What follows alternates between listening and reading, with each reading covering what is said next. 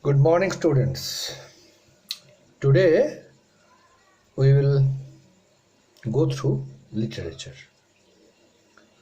Uh, we'll go through a chapter from your supplementary book, Vistas, fourth chapter, The Enemy. Now, who is an enemy?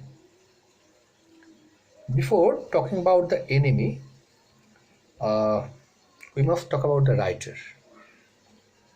The writer is Pearl Buck, or Pearl S. Buck as she is known. Original name is Pearl Friedenstreicher Buck. Pearl Buck, she was born in 1892 in West Virginia, Hillsboro, USA. But at an very early age, she moved to China. Why? Her father was a missionary. For her missionary work, he has to move to different places. And that time, Asia was comparatively poorer, and for his missionary work to serve the poor, he came to China. And Pearl Buck, she was brought up in China. So as a result, she could see the Mongoloid people, the Asian people, very closely. The Mongoloid people, she could discriminate between the Chinese and the Japanese, with the Korean, the Manchurian, the Taiwan one, Nepalese, Bhutanese, all these Mongoloid people, she could discriminate. And she knew their culture at first hand. Pearl Buck, she was graduated from Nanking. Later, she went to America, and there she got her master's from Cornell University. Uh, until 1934, she was there. Pearl Buck, she has a Chinese pseudonym also, Sai Zhenju. She composed a famous novel, The Good Earth.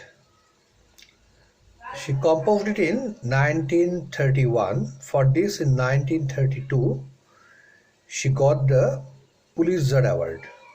Pulitzer Award, you know, next to Nobel Prize. And yes, she became a Nobel laureate too.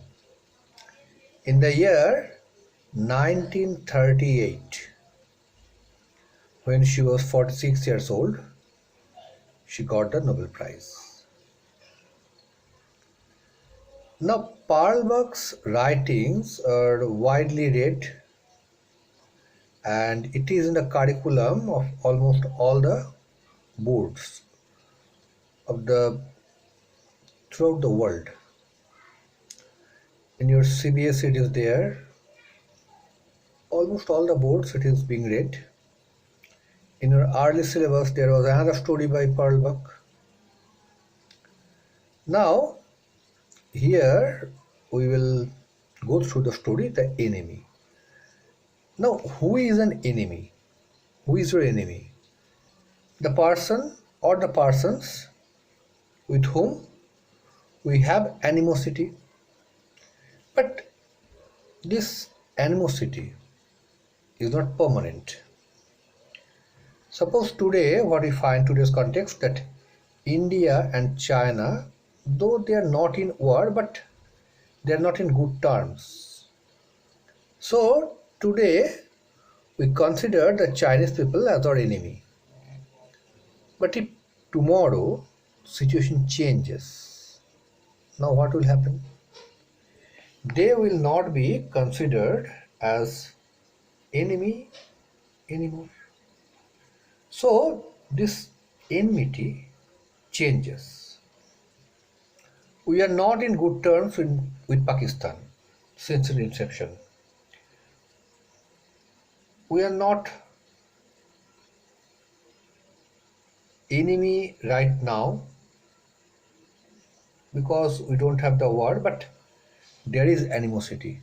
But if it happens, suppose some foreign country, they want to invade and they attack this subcontinent, and for our own interest, if India and Pakistan become friends, united, that time enmity recedes.